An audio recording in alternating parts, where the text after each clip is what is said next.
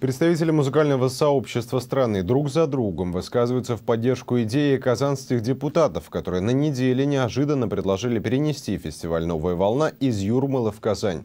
Как своеобразный ответ западным санкциям в сфере шоу-бизнеса. Президент «Новой волны» Игорь Крутой заявил, что вопрос с новым местом проведения конкурса решится до конца года. Давайте посмотрим, как зарождалась масштабная международная идея в Казанской ратуше. Стали решение Запада не пускать наших звезд эстрады на фестивале. В частности, на фестивале эстрадной песни «Новая волна» в Юрмалу. Какую угрозу для Запада представляет певица Валерия? Этот божий одуванчик, мать троих детей, которые не разрешили выехать в Латвию. Не хотят пускать в Юрмалу, давайте будем приглашать в Казани. Опыт в Казани очень большой.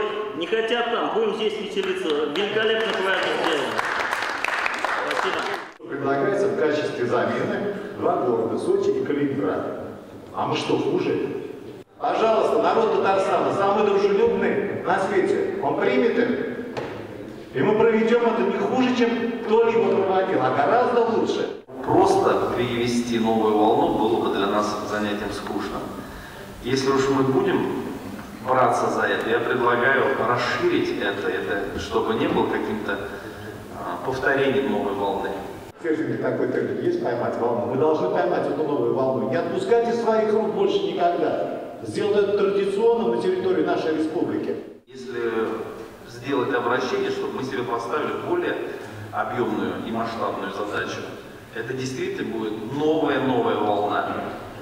Мы пригласим 2-миллиардную аудиторию Китая, мы пригласим всех наших коллег, а благодаря площадке организации городов местной власти, куда входят свыше 2000 муниципалитетов, а штаб-квартира Евразии находится в Казани, сам Бог велел на новом уровне это провести.